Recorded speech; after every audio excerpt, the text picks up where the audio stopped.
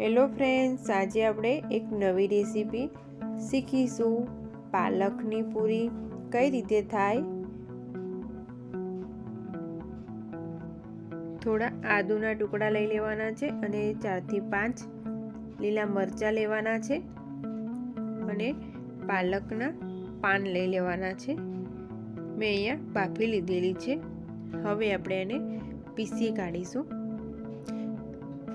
આદુના ટુકડા લઈ લેવાના છે અને લસણના 4 થી 5 કરી લેવાની છે અને લીલા મરચાં એડ કરી દેવાના છે. પછી આપણે પીલી લેવાનું છે. હવે પીલાઈ ગયું છે.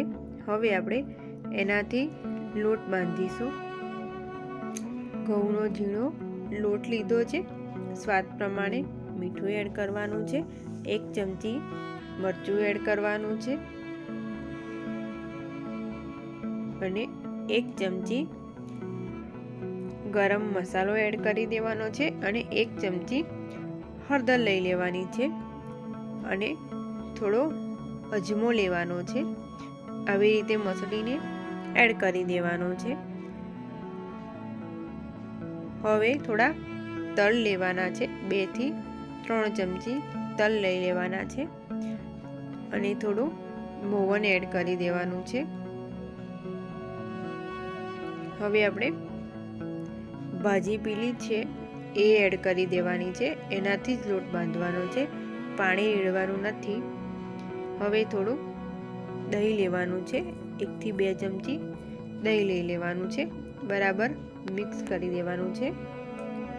પાણી નથી રેડવાનું, નહીં તો આપણો લોટ ઢીલો થઈ જશે.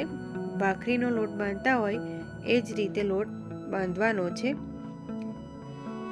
હવે લોટ સરસ બંધાઈ ગયો છે. 10 થી 15 મિનિટ આપણે ઢાંકી દઈશું. હવે પૂરી વણીશું. એમાં થોડું તેલ લઈને આવી રીતે મસળી લેવાનું છે. હવે એના નાના નાના ગુલ્લા કરી દઈશું.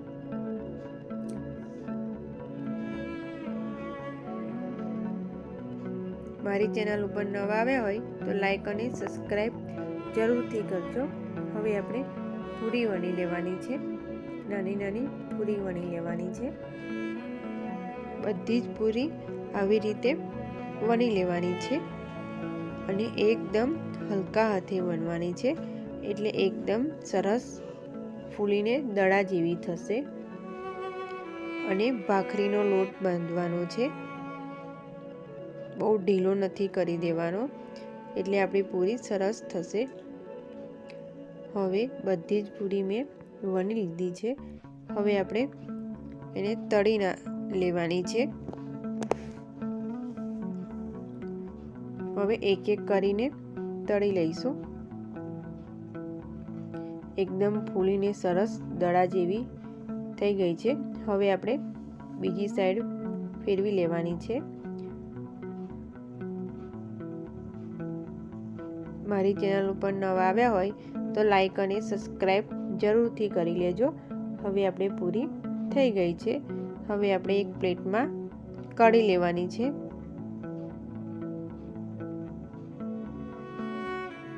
હવે બીજી આપણે તળી લઈશું.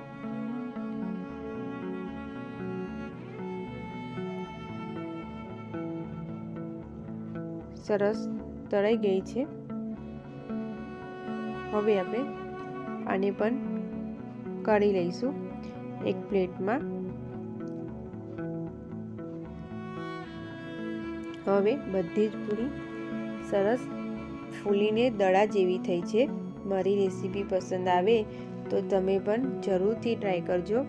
હવે એક નવા વિડીયો સાથે મળીશું. Thank you for watching.